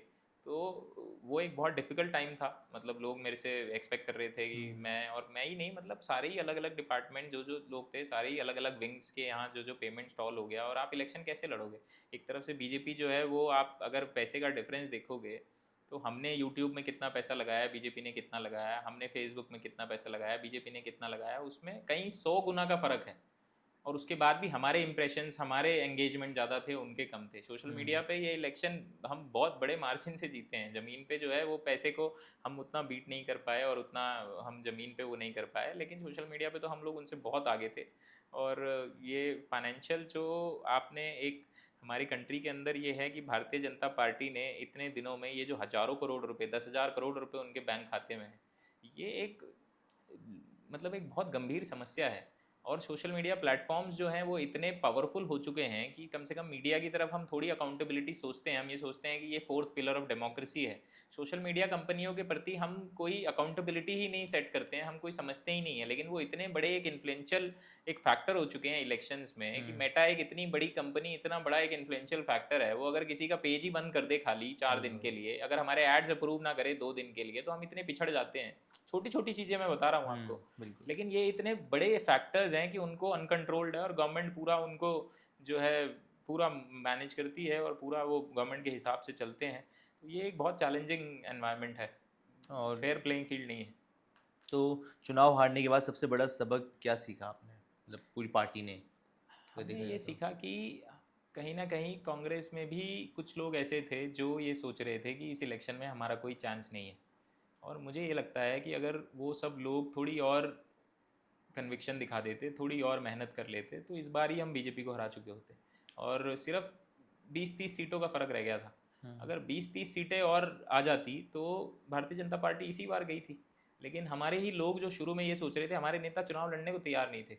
जनवरी में जब हम लोग बने थे तो माहौल ऐसा था कि कई सारे लोगों ने मना कर दिया था हम चुनाव नहीं लड़ेंगे। तो अगर वो सब लोगों ने थोड़ी और मेहनत करी होती, थोड़ा और विश्वास जताया होता, तो इसी बार मोदी जी हार गए थे। वो जो इनका जो फेक प्रोपोगंडा था उसमें कहीं हमारे भी तरफ के लोग जो हैं वो आ चुके थे और लग रहा था उनको भी कि स्थितियाँ बहुत विकट हैं, लेकिन ऐसा नहीं था। तो वैभव भाई, अब उत्तराखंड के बारे में बात करते हैं। जी। और उत्तराखंड की क्या क्या समस्याएं हैं जो आपको लगती है, और जैसे समस्याएं तो सबको पता है, लेकिन क्या क्या सॉल्यूशन हो सकते हैं उनके आपके पर्सपेक्टिव से, तो उस बारे में थोड़ा देखिए, बताइए। उत्तराखंड की समस्याएं सबको पता है कि उत्तराखंड के बिल्कुल। अंदर पलायन एक बड़ी समस्या है। उत्तराखंड के अंदर बेरोज़गारी एक बड़ी समस्या है। उत्तराखंड के अंदर महंगाई भी अब तो जो है वो एक बहुत बड़ी समस्या है। तो कहीं ना कहीं आप ये देखेंगे कि उत्तराखंड एक टूरिज़्म का स्टेट है। हमारे स्टेट के पास में जो सोर्स ऑफ इनकम है वो बहुत कम है और उन पे काम नहीं किया गया है। टूरिज़्म भी जो है उसको जो है आप अच्छे से डेवलप नहीं कर पाए हो। उसका मैनेजमेंट जो है वो भी हमें वीक दिखता है। और स्टेट में काम ना होने की वजह से पलायन आपको एक बड़ी समस्या दिखाई देती है। पहाड़ों पे मूलभूत सुविधाएं ना होने की वजह से पलायन एक बड़ी समस्या आपको दिखाई देती है। देहरादून के अंदर जब ज़मीनी हकीकत आप देखते हो कि लोगों को सड़क, स्वास्थ्य, शिक्षा नहीं मिल रही है सरकारी स्तर पे, तो फिर आप पहाड़ों में क्या ही उम्मीद कर सकते हो कि क्या स्थितियाँ होंगी। और इसी कारण से जो आप देखते हो कि पहाड़ के लोग उतर के मैदानी क्षेत्रों में निवास करना चाहते हैं और फिर दूसरे राज्यों में जाके नौकरी की तलाश में जाते हैं, क्योंकि यहाँ पे उन्हें रोज़गार के अवसर नहीं मिलते हैं। पहाड़ का जो रिसोर्सेज, पहली बात तो आप जनरेट कम कर पा रहे हो, फिर जो रिसोर्सेज आ भी रही है उसको आप चैनल सही तरह से नहीं कर पा रहे हो। जब 1000 करोड़ रुपए धामी जी अपने प्रचार में खर्च करते हैं और नौकरी के लिए किसी की कोई पैसा नहीं खर्च करते हैं, तो मुझे एक बहुत बड़ा पॉलिसी का फ्लॉ दिखाई देता है। जब हम यात्रा मैनेजमेंट को लेके हमारे इतनी शिकायतें आती हैं, तो मुझे बहुत बड़ा एक फ्लॉ दिखाई देता है। जब सारे कॉन्ट्रैक्ट्स जो हैं आपके ऐसे प्लेयर्स को जाते हैं जो उत्तराखंड से नहीं हैं, सारी बाहर की कंपनियां उत्तराखंड के अंदर काम कर रही होती हैं, भले ही वो कितने ही बड़े बड़े प्रोजेक्ट हों, तो उसमें कहीं ना कहीं मुझे एक फ्लॉ दिखाई देता है। जब आप वो कंपनीज को ये भी नहीं कहते हो कि आपके इतना परसेंट ऑफ लेबर आपकी उत्तराखंड की होगी नहीं होगी, वो भी आप जब नहीं लगा पाते हो पॉलिसी लेवल पे चेक्स, तो वो मेरे को एक बड़ा फ्लॉ दिखाई देता है। तो कहीं ना कहीं आप देखोगे कि महंगाई के लिए अगर बीजेपी बिहार में महिलाओं के खाते में 10,000 रुपये डाल सकती है, अगर असम में 5,000 रुपये 6,000 रुपये डाल सकती है, मध्य प्रदेश में डाल सकती है, तो उत्तराखंड के अंदर वो महिलाओं को महंगाई का भत्ता क्यों नहीं दिया जाता है। तो ये सारी जो चीज़ें हैं ये क्वेश्चंस रेज होते हैं। और ये ऐसा नहीं है कि रॉकेट साइंस है कि आप इनके सॉल्यूशंस नहीं कर सकते हो। इकोलॉजिकल कैपिटल उत्तराखंड की जो है वो एक बहुत बड़ा हमारा एसेट है, लेकिन क्या हम उसे एसेट के तौर पे देखते हैं, ये फ़र्क है। बीजेपी ने पिछले 5 सालों के अंदर उत्तराखंड में 1 लाख पेड़ काटे हैं। आप डेवलपमेंट कीजिए, मैं डेवलपमेंट के खिलाफ नहीं हूँ, लेकिन आप डेवलपमेंट को अगर ऐसे तरह से करोगे कि आप बैलेंस्ड डेवलपमेंट की तरफ जाओगे, आप इकोलॉजिकल को भी अपनी एक कैपिटल मांगोगे। मैंने तो ये कई बार कहा है कि स्टेट का जब बजट प्रेजेंट हो तो इकोलॉजिकल बजट भी प्रेजेंट होना चाहिए कि हमारी इकोलॉजिकल कैपिटल इतनी है, इतनी थी, हमने इतनी बढ़ाई, इतनी घटी। आप उसको एक एसेट ही नहीं मान रहे हो। उस तरह से हमने अपने एयरपोर्ट्स डेवलप नहीं करे हैं, उस तरह से हमने अपने स्टेट के और ज़्यादा टूरिज़्म स्पॉट्स को डेवलप नहीं किया है। हम सिर्फ रिलीजियस टूरिज़्म के लिए रह गए हैं, जबकि रिलीजियस टूरिज़्म एक बहुत बड़ा पार्ट है हमारा, लेकिन हमारी नेचुरल एक टूरिज़्म की भी हमारी एक बहुत हमारा रॉ जो एक हमारे ऐसे कई सारी जगहें हैं जहाँ पे लोग आके बहुत अच्छा महसूस करते हैं, लेकिन हम उसे डेवलप नहीं कर पाए हैं। तो मैं कहता हूँ कि बहुत से ऐसी जगहें हैं जहाँ पे पॉलिसी लेवल पे काम करके राज्य का भला हो सकता है, राज्य की बढ़ोतरी हो सकती है, लेकिन उसके लिए आपको बेहतर नेताओं की ज़रूरत है। जब आप ऐसे नेताओं को सुनते हैं जो जो कहते हैं कि हम ऐप से बारिश को यहाँ से दिल्ली भेज देंगे, तो आपको मतलब बुरा लगता है कि आपका प्रदेश में मतलब कैसा लीडरशिप है। जब आपके नेता जो है वो अंकिता भंडारी जैसे मामले में बहस कर रहे होते हैं और उसमें उनके नाम आ रहे होते हैं, तो आपको बुरा लगता है। जब आपके नेता बच्चों को नौकरी देने के बजाय वो नौकरियों के पेपर को लीक करने में उनका नाम आता है, हाकम सिंह जैसों का, तो आपको बुरा लगता है। आपको लगता है कि गलत लोग कहीं ना कहीं पावर में हैं, और आपको अच्छे देहरा उत्तराखंड में बहुत टैलेंटेड लोग हैं, बहुत, मैं कहता हूँ उत्तराखंड के यंगस्टर्स हर जगह अपना नाम कर रहे हैं। कौन सी ऐसी फील्ड है जहाँ पे आपको उत्तराखंड के यंगस्टर्स नहीं मिलते? स्पोर्ट्स में, आर्ट में, टेक्नोलॉजी में, होटल मैनेजमेंट में, गवर्नमेंट सर्विसेज में, हर जगह आपको उत्तराखंड के लोग मिलेंगे। अगर ये लोग वहाँ जाके अपनी सर्विसेज दे सकते हैं, अपना नाम कर सकते हैं, तो अपने प्रदेश को आगे ले जाने में क्यों नहीं कंट्रीब्यूट कर सकते? लेकिन आप उन्हें अपॉर्चुनिटी नहीं देते हो। तो जैसे कि अगर मुद्दों की बात की जाए तो मेरे ख्याल से मुद्दे कांग्रेस के टाइम पे भी यही रहे हैं, अभी भी कुछ मुद्दे ऐसे हैं। देखिए, तो मुद्दे से ज़्यादा ठीक है, मैं मानता हूँ, लेकिन आपको कंट्रीब्यूशन भी देखना पड़ेगा। कांग्रेस का क्या कंट्रीब्यूशन है, बीजेपी का क्या कंट्रीब्यूशन है? कांग्रेस ने उत्तराखंड के अंदर जितने इंडस्ट्रियल कॉरिडोर बने हैं, सब कांग्रेस ने बनाए हैं।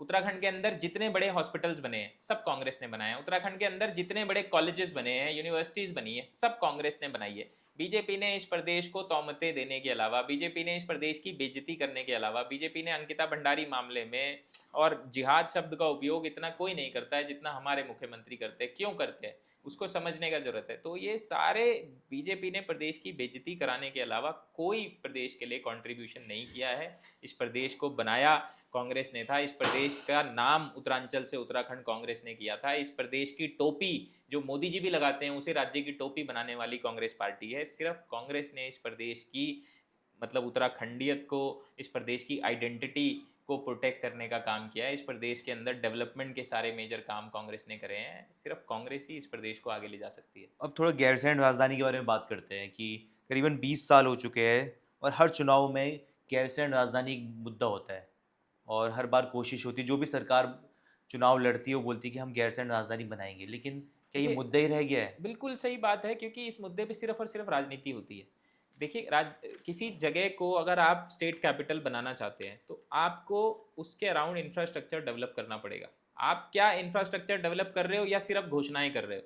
घोषणाएं करना बहुत आसान है, आपको एक मंच लो, मंच पे खड़े हो जाओ और भाषण दे के घोषणा कर दो। लेकिन अगर आप जेन्युइनली उसे स्टेट कैपिटल बनाना चाहते हो गैरसैंण को, तो आपको वहाँ पे इंफ्रास्ट्रक्चर डेवलप करना पड़ेगा। और जो ओनली इंफ्रास्ट्रक्चर वहाँ पे डेवलप हुआ है, वो वहाँ पे एक विधानसभा बनी है जो कांग्रेस ने बनाई थी। उसके अलावा खाली विधानसभा से आप स्टेट कैपिटल नहीं बना सकते हो। आपको सचिवालय बनाना पड़ेगा, आपको अधिकारियों के रहने के लिए जगह बनानी पड़ेगी, आपको और डिपार्टमेंट्स को जगह देनी पड़ेगी, वो स्पेस आपको क्रिएट करना पड़ेगा। आप अब अगर गैरसैंण जाएंगे, वहाँ की आप ज्योग्राफी को देखेंगे, तो आपको उसके आसपास जगह लेके वो डेवलपमेंट काम करने पड़ेंगे।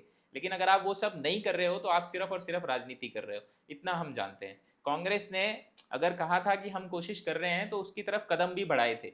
अगर उन्होंने, मैं कहता हूँ, विधानसभा ही बनाया, तो सिर्फ कांग्रेस ने बनाया ना इंफ्रास्ट्रक्चर, उसके अलावा कोई भी बीजेपी ने नहीं बनाया है।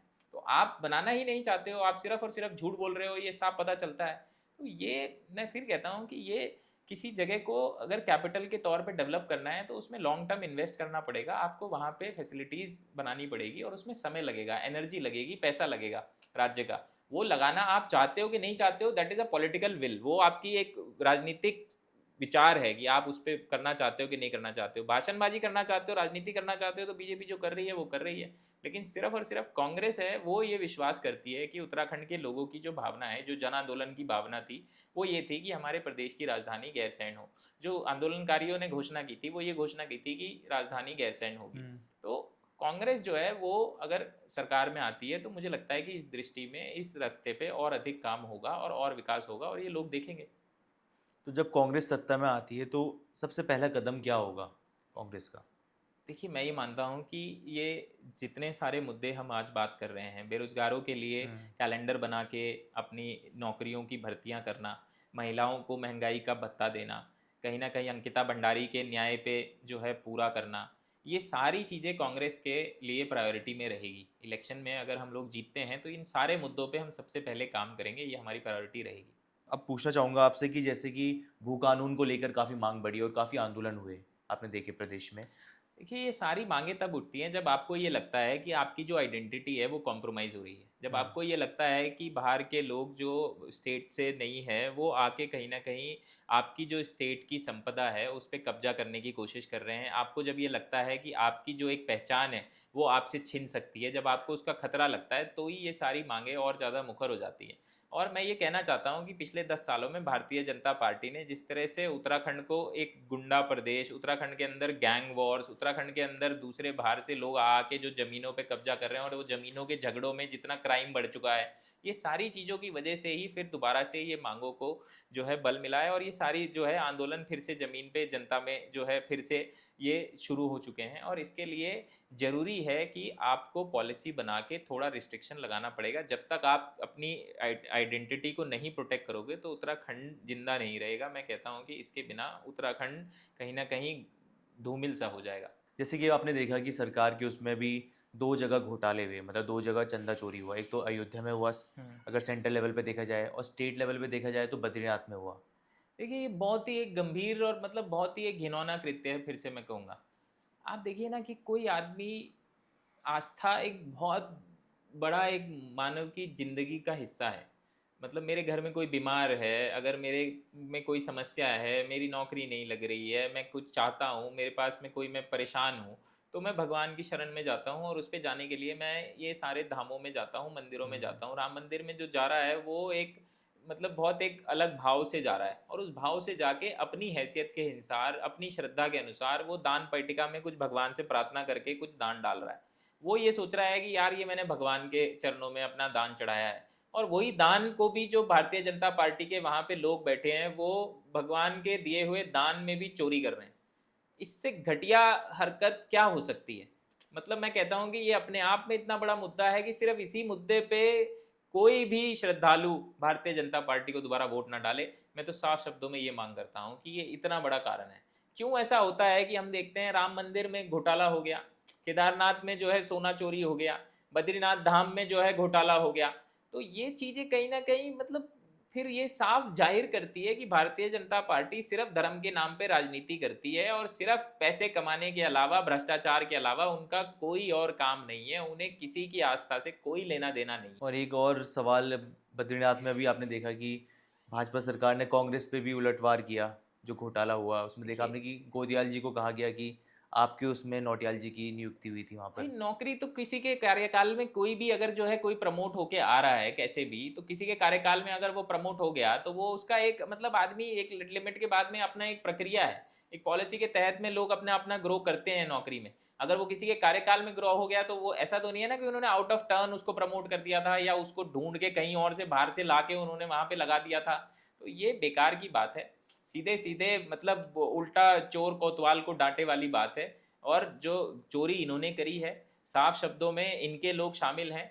इन्हीं के दौरान में हुई है राम मंदिर में चोरी, केदारनाथ में चोरी, बद्रीनाथ में चोरी। सीधे सीधे भारतीय जनता पार्टी के लोग संलिप्त हैं और इन्होंने लोगों के सामने ये आ चुका है। अब लोग इनके इन जुमलेबाजी में, इसमें बातचीत में आने वाले नहीं है। ये अभी बच्चों का आंदोलन हुआ, जो ये बीजेपी वाले आंदोलन के ऊपर जो है तौमतें लगा रहे थे, इन्हीं के प्रदेश अध्यक्ष को ये नहीं पता था कि वो नीट का पेपर है या नेट का पेपर है। और ये बड़े बड़े भाषण देते हैं, संसद में खड़े होकर विरोध करते हैं, हम इनका वीडियो देखते हैं, इन्हें ये नहीं पता वो नीट का पेपर था या नेट का पेपर था। तो ये लोगों से क्या हम उम्मीद कर सकते हैं? और जिस तरह की राजनीति हर प्रदेश में चलती है या फिर पूरे देश में चलती है, तो आपको क्या लगता है कि क्षेत्र दल का होना कितना ज़रूरी है? देखिए हमारी कंट्री में मल्टी पार्टी सिस्टम है और मल्टी पार्टी सिस्टम में कई सारे राज्यों में बहुत सारे दल हैं। मैं ये कहता हूँ कि जो भी समाज सेवा में काम करना चाहता है, जिस भी पार्टी से उनकी विचारधारा से वो अगर अपने आप को जोड़ता है, तो उसे उस पार्टी के बैनर तले काम करने का अधिकार है। मैं सिर्फ ये कह सकता हूँ कि मेरा विचार ये है कि विचारों वाली पार्टी से जुड़ो। ऐसी पार्टियों से मत जुड़ो जो पार्टियां सिर्फ और सिर्फ जो है चुनावी समर में सिर्फ सत्ता हासिल करने के लिए आई हो। क्योंकि विचारधारा वाली पार्टियां लंबी चलती है, हमने ये देखा है, और विचारों की ही लड़ाई है। आप आदमी जो है आज के समय में कोई भी नॉन पॉलिटिकल नहीं है। उसके विचार हैं कि अगर वो एक तरह से किसी चीज़ को देखता है तो वो एक तरह एक पार्टी से उसके विचार संबद्ध हैं, अगर वो दूसरी तरह से देख रहा है तो वो दूसरी पार्टी से संबद्ध है। तो जो बिना विचारों वाली पार्टी है, जो सिर्फ जिनकी विचारधारा जो है आज जो है राम की है कल शाम की है, ऐसी पार्टियों से बचो। बाकी हम मल्टी पार्टी सिस्टम में सब पार्टियां हैं, सबको चुनाव लड़ने का अधिकार है, चुनावी समर में सब कूदें और जिसका मतलब जिसमें ज़्यादा दम हो, जिसमें जनता में जिसमें ज़्यादा विश्वास जो हासिल कर सके वो चुनाव जीते। कांग्रेस लगातार चुनाव क्यों हार रही है?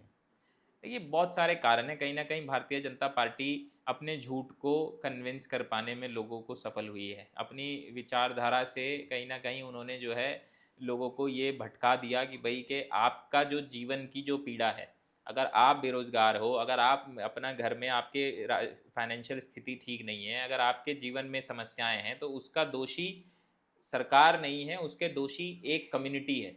उन्होंने विलन जो है वो कुछ लोगों को बना के मेजोरिटेरियन की पॉलिटिक्स करी है, बहुसंख्यक की पॉलिटिक्स करी, अल्पसंख्यक को देश का दुश्मन बनाया है। और इस विचारों से कहीं ना कहीं कुछ लोग जो है प्रभावित होकर उनको वोट डाले और उसको एक चोला उड़ाया कि हम इसके दम पे विकास करेंगे, हम अच्छे दिन आपके लिए लेके आएंगे। लेकिन वो अच्छे दिनों की पोल खुल गई, लोगों के सामने आ गया कि ना इन्होंने बहुसंख्यक के लिए कुछ किया, ना इन्होंने अल्पसंख्यक के लिए कुछ किया। इन्होंने सिर्फ अपनी जेबें भरने का काम किया, अपनी पार्टी के चंदे में 10,000 करोड़ कमा लिए। उल्टा राम मंदिर का चंदा भी ये लोग खा गए, मतलब भगवान बद्रीनाथ का चंदा भी ये लोग खा गए, केदारनाथ जी में भी इन्होंने जो है सोना चोरी कर लिया। तो आज जो है इनके हर तरह से कपड़े उतर चुके हैं और ये अवाम में पूरे नंगे हो चुके हैं। और अब जो है जनता को इनकी सच्चाई पता है। पहले कितने ही चुनाव ये जीते हों, अब भारतीय जनता पार्टी कोई चुनाव नहीं जीतेगी, आप देखते रहिए। और कांग्रेस पार्टी की सबसे बड़ी कमजोरी क्या लगती है आपको? देखिए, कांग्रेस पार्टी को अपने संगठन पे काम करने की ज़रूरत है। कांग्रेस पार्टी में जो लोग भी हैं उनको कहीं ना कहीं संगठन की तरफ से काम नहीं दिया जाता है। संगठन में जो लोग हैं वो ये महसूस करते हैं कि हम ज़्यादा कंट्रीब्यूट करना चाहते हैं, लेकिन उनकी ऊर्जा का उतना उपयोग नहीं किया जा पा रहा है जितना उपयोग किया जाना चाहिए। तो संगठनात्मक तौर पर हमें और मजबूती की ज़रूरत है और उस पर हम लोग काम कर रहे हैं। तो क्या कांग्रेस पार्टी के भीतर नेतृत्व का संकट है? बिल्कुल नहीं है। राहुल गांधी जी हमारे नेता हैं। देश का बच्चा बच्चा आज ये पुकार कर रहा है कि देश का प्रधानमंत्री राहुल गांधी जी जैसा होना चाहिए। नरेंद्र मोदी जी को आपने देखा कि जंतर मंतर पे किस भाषा में बच्चों ने क्या क्या गालियां दी हैं, हम तो साफ शब्दों में कहें तो राहुल गांधी को आज देश का हर वर्ग, महिलाएं, किसान, मजदूर जो है, नौजवान आज अपना नेता मान चुके हैं। और राहुल गांधी इस देश के होने वाले अगले प्रधानमंत्री हैं। नेतृत्व का कोई संकट नहीं है। तो जैसे कि देखा गया कि कांग्रेस में अगर देखा गया कि प्रदेश के अंदर आपने देखा कि कांग्रेस में हमेशा कहते हैं कि गुटबाजी हो रही है या फिर दो पक्ष है। जैसे कि एक देखिए कहते हैं हरीश रावत जी का, एक कहते हैं गोदियाल जी का। देखिए मैं तो ये मानता हूँ कि उत्तराखंड में कांग्रेस के पास में बहुत सारे नेतागण हैं और ये कांग्रेस का कहीं ना कहीं एक अच्छी बात है कि आप नेता क्रिएट करते हो। और प्रदेश में तमाम ही जितने सारे नेता हैं, आज वो सारे लोग, गुटबाजी बिल्कुल नहीं है, आज वो सारे लोग एक मंच पे हैं और भारतीय जनता पार्टी को हराना चाहते हैं। सबने ये मन बना लिया है कि प्रदेश बचाने के लिए ज़रूरी है कि भाजपा यहाँ से जाए और कांग्रेस की सरकार बने और उसके बाद में ये तय होगा कि कौन प्रदेश का नेतृत्व करेगा। तो इसलिए बिल्कुल कोई कंपटीशन नहीं है, सब लोग मिलके कांग्रेस की सरकार लाने के लिए काम कर रहे हैं। और क्या उत्तराखंड की राजनीति आज भी दिल्ली से तय होती है, आपको लगता है? देखिए, उत्तराखंड की राजनीति उत्तराखंड के लोग तय करते हैं। उत्तराखंड के लोग जिसको वोट डालेंगे वो चुनाव जीतेगा। पार्टियों में, राष्ट्रीय पार्टियों में सिर्फ मैं ये कह सकता हूँ कि कई मर्तबा ऐसा होता है कि जो नंबर 1 होगा उसकी चॉइस जो है केंद्रीय नेतृत्व के हाथ में छोड़ दी जाती है, क्योंकि कई बार ऐसा होता है कि नीचे वाले आपस में एक राय नहीं बना पाते हैं। तो इसलिए ये फैसला हो सकता है कि दिल्ली से हो रहा हो कि नंबर 1 कौन होगा, लेकिन उसके अलावा सारे फैसले जो हैं ज़मीन पे ही तय होते हैं। और अल्टीमेटली मैं तो ये मानता हूँ कि राजनीति में कोई भी राजनीतिक दल जो है वो जनता की आवाज़ से ऊपर नहीं है। जनता की आवाज़ जो है हर राजनीतिक दल को अपने हिसाब से फैसले लेने पे मजबूर करती है।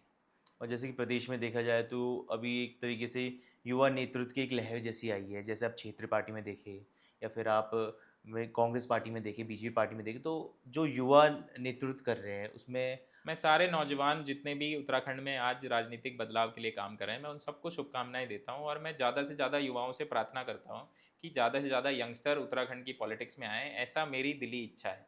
वो आप किसी भी पार्टी से हो, मेरे को आपसे कोई गुरेज नहीं है। आप किसी भी पार्टी से आप संबद्ध होकर काम करना चाहते हो, लेकिन एजुकेटेड यंगस्टर्स को उत्तराखंड की पॉलिटिक्स में ज़्यादा से ज़्यादा संख्या में आना चाहिए। मैं उन सब लोगों को शुभकामनाएं देता हूँ। आप जिस विचारधारा से विश्वास रखते हो, आपको जो सी विचारधारा अच्छी लग रही है, उस विचारधारा में आप जुड़ सकते हो। मैं अपनी तरफ से आपका स्वागत करता हूं कि आप कांग्रेस से आके जुड़िए। अगर आपको मेरी बातें अच्छी लग रही हैं, अगर आपको मेरी बातों में लग रहा है कि भाई हमारे अंदर ईमानदारी है, तो मैं ये कह सकता हूं कि कांग्रेस पार्टी इस समय ओपन है।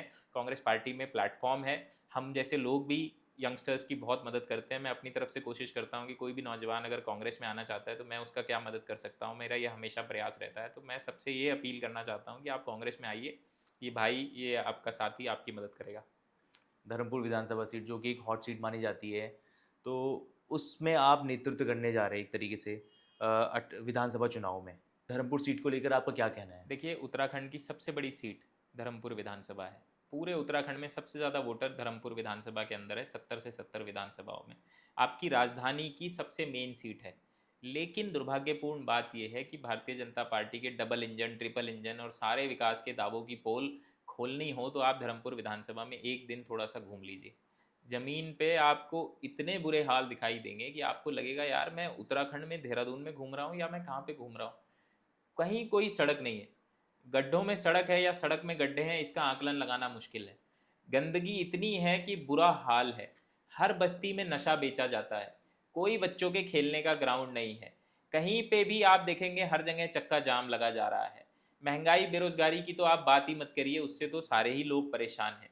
कानून व्यवस्था का बुरा हाल है। तो इतना मतलब विधानसभा में आपको देख के पता चलता है, बारिशें आती हैं तो बस्तियों में लोगों के घरों में पानी घुसता है, पुश्ते नहीं बने हुए हैं। सरकारी स्कूल अगर मैं बंजारावाला में जाता हूँ तो टीन शेड में बच्चे पढ़ने के लिए मजबूर हैं। इतनी गर्मी में बच्चे टीन शेड में पढ़ रहे थे। आपने वहाँ पे कमरे तक नहीं बना रखे हैं। कोई कर्मचारी नहीं है सफाई का स्कूलों में, बच्चे स्कूल पढ़ने आ रहे हैं वही लेटरिन साफ कर रहे हैं। बच्चों के लिए आपने मतलब स्कूल में एक सफाई कर्मचारी नहीं लगा रखा है कि वो बच्चे वहाँ पढ़ने आ रहे हैं, शिक्षा ग्रहण करने आ रहे हैं या क्या है। सरकारी स्कूलों का बुरा हाल है, कम्युनिटी सेंटर्स का बुरा हाल है। सफाई कर्मचारी जो सफाई करते हैं, वहाँ जो सफाई कर्मचारियों के बैठने की जगह हैं वहाँ पे बिजली नहीं है, लाइट नहीं है। इतनी गर्मी में वो बिना पंखे के बिना लाइट के बैठ रहे हैं। आशा वर्करें जो हैं वो आशा वर्करों पे, आंगनवाड़ियों पे, एक एक आशा वर्कर आंगनवाड़ी इतने इतने घर देख रही है कि वो मानव रूप से संभव ही नहीं है कि वो उतने घरों को देख पाए। तो इसलिए वो अपने क्षेत्र में बेहतर सुविधा नहीं दे सकती है। सरकारी अस्पताल कोई बड़ा नहीं है, बहुत बुरा हाल है। तो कोई दो मेन समस्याएं धर्मपुर विधानसभा की जो आपको देखिए जो लगती है सबसे कि पहले काम करने की जरूरत है वो सड़कें ठीक करने की जरूरत है। सड़कें बहुत टूटी हुई हैं, उन पे काम करने की जरूरत है। और दूसरा जो सबसे बड़ी समस्या है वो जो बस्तियों के अंदर गंदगी है, उससे बच्चे बहुत बीमार होते हैं, उस पे काम करने की जरूरत है। और नशाखोरी को रोकने की जरूरत है। बस्तियों में जो नशा बेचा जा रहा है उससे जीवन बर्बाद हो रहे हैं। ये दो तीन चीज़ें तो बहुत ज़रूरी हैं जिन पे सबसे पहले काम होना चाहिए। तो जैसा आपने देखा कि चुनाव जितना नज़दीक आ रहा है उतना आपने देखा होगा कि उत्तराखंड की राजनीति में एक वो चला था कि पहाड़ी वर्सेस मैदानी। तो इस तरीके इस चीज़ को कैसे देखते हो देखिए आपकी? फिर यही बांटने वाली बात है। देखिए मैं हमेशा से बांटने वाली राजनीति के खिलाफ रहा हूँ। और मैं कभी भी इस चीज़ में विश्वास नहीं रखता हूँ कि आप किसी भी तरह से जब आप लोगों को बांटने की कोशिश करते हो तो ये भारतीय जनता पार्टी की मदद होती है। ये सारे नैरेटिव से भारतीय जनता पार्टी की मदद होती है। उत्तराखंड का मतलब अल्मोड़ा भी उत्तराखंड है, हरिद्वार भी उत्तराखंड है। मैं कहता हूँ कि पौड़ी भी उत्तराखंड है और उधम सिंह नगर भी उत्तराखंड है। देहरादून भी उत्तराखंड है और गैरसैंण भी उत्तराखंड है। उत्तराखंड ये सारी जगह है, कोई इनमें से ये नहीं है कि उत्तराखंड ये बड़ा उत्तराखंड है या ये छोटा उत्तराखंड है या ये ज़्यादा उत्तराखंड है या ये कम उत्तराखंड है। तो इस तरह से देखना, कभी भी आप जो है प्रदेश के अंदर में अगर आप ये कहोगे कि हरिद्वार में रहने वाले लोग कम उत्तराखंडी हैं या चमोली में रहने वाले लोग ज़्यादा उत्तराखंडी हैं, तो ये भाषा ठीक नहीं है। आपको सबके लिए काम करना चाहिए। आपको ये सोचना चाहिए कि मैं पहाड़ों पे भी मूलभूत सुविधाएं कैसे उपलब्ध कराऊं, कैसे बेहतर सुविधाएं दूं जो वहाँ से लोगों को पलायन ना करना पड़े। मेरी जिम्मेदारी ये होनी चाहिए कि मैं दूरस्थ क्षेत्र में भी, अगर कोई पिथौरागढ़ के किसी गांव में भी रह रहा है, अगर कोई सल्ट के किसी पहाड़ पे भी रह रहा है, तो उसको भी मैं ये सुनिश्चित करूं कि वो एक इज्जतदार सम्मान का जीवन, सरकारी सेवाओं उसको कैसे मैं प्रोवाइड करा सकता हूँ, ये मेरे लिए ज़रूरी है। रादर देन मैं लोगों को ये बांटने की कोशिश करूँ कि वो पहाड़ी है, वो मैदानी है, वो गढ़वाली है, वो कुमाऊनी है, वो ठाकुर है, वो ब्राह्मण है, वो दलित है। ये सब बातें भारतीय जनता पार्टी की भाषा है। भारतीय जनता पार्टी को इससे फ़ायदा होता है। जनता को इसमें नहीं फंसना चाहिए और राजनीतिक दलों को भी ये करने से बचना चाहिए। तो चलिए अब थोड़ा रैपिड फायर पे आते हैं। कुछ मैं नाम बोलूँगा आपको, जी। इसके ऊपर जो शब्द, एक छोटा सा शब्द बोलना है। तो पहला है नाम राहुल गांधी। नेता, हमारे नेता हैं वो। प्रियंका गांधी। चार्मिंग, मतलब बहुत मुस्कुराती हैं, उनके साथ एक बहुत प्यार है लोगों का, लोग उनको बहुत प्यार से देखते हैं। इंदिरा गांधी उसमें देखते हैं। नरेंद्र मोदी।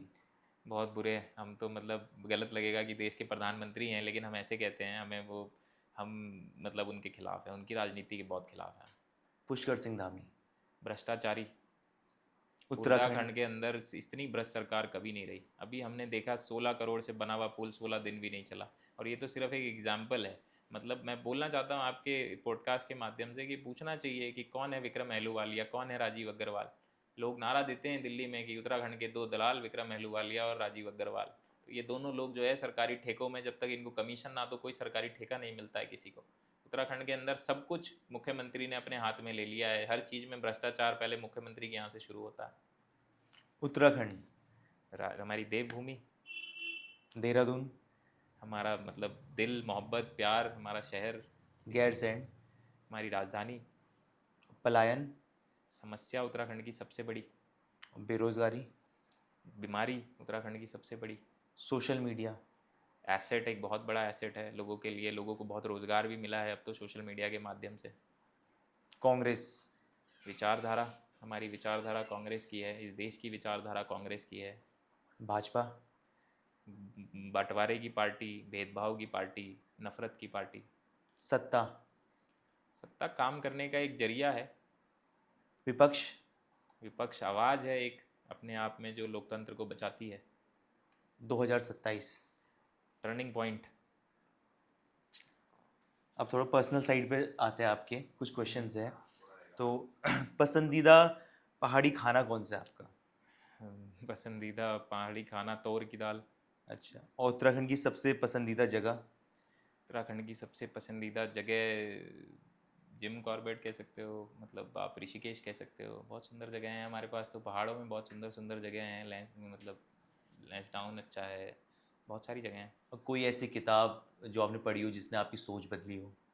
मैं बार बार बोलता हूँ कि लोगों को जॉर्ज ऑरवेल की किताबें पढ़नी चाहिए और लोगों को युवाल नोआ हरारी की किताबें पढ़नी चाहिए। युवाल नोआ हरारी की सेपियंस सबको पढ़नी चाहिए। Human sapiens. History, human kind की जो हिस्ट्री है वो लोगों को पढ़नी चाहिए।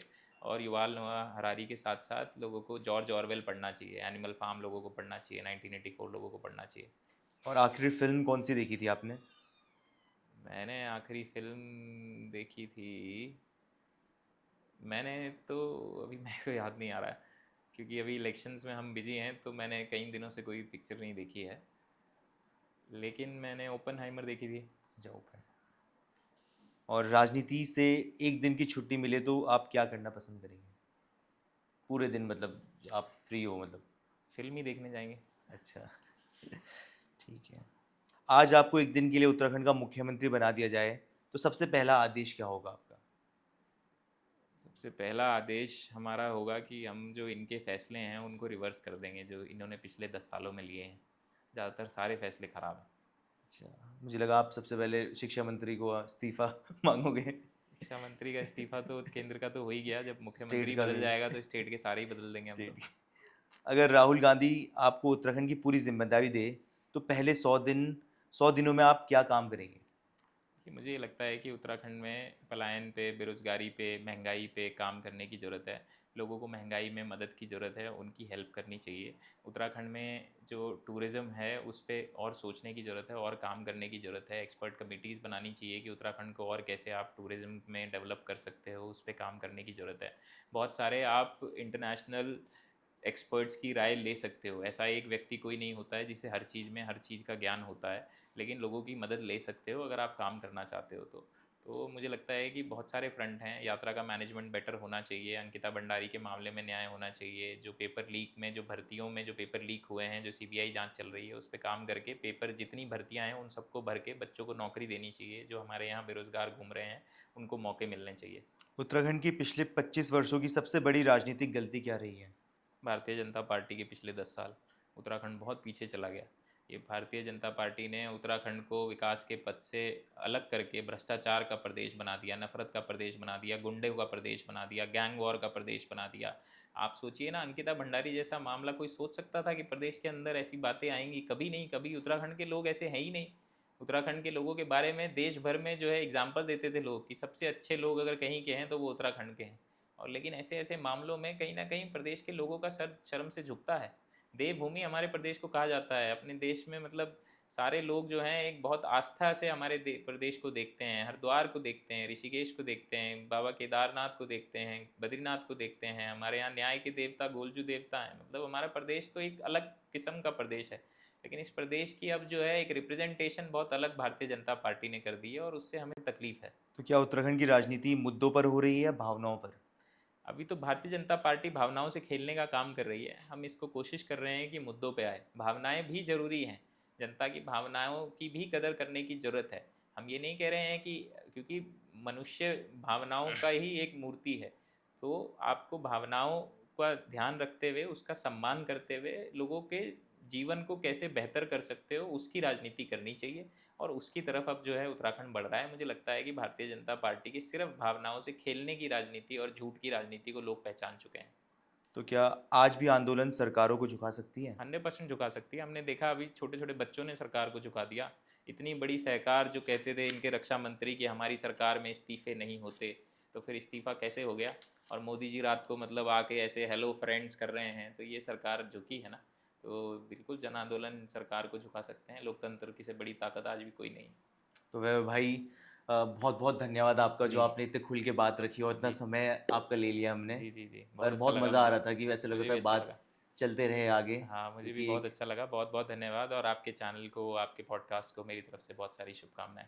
तो उम्मीद है दोस्तों कि आपको खुलकर युवाओं की राजनीति और पूरे प्रदेश की राजनीति के बारे में वैभव जी के विचार और प्रदेश की जो समस्याएं हैं, क्या राजनीतिक बदलाव आए हैं, क्या आगे चुनाव 2027 कैसा होने वाला है, क्या तैयारी है कांग्रेस की, क्या तैयारी हमारे वैभव भाई की, और इसके बारे में आपको खुलकर जवाब मिले होंगे। और अगर आपको एपिसोड पसंद आए तो आप ज़रूर लाइक, शेयर और सब्सक्राइब करिए। तब तक के लिए धन्यवाद, और तब तक के लिए आप भी कीजिए थोड़ा डिटॉक्स। धन्यवाद।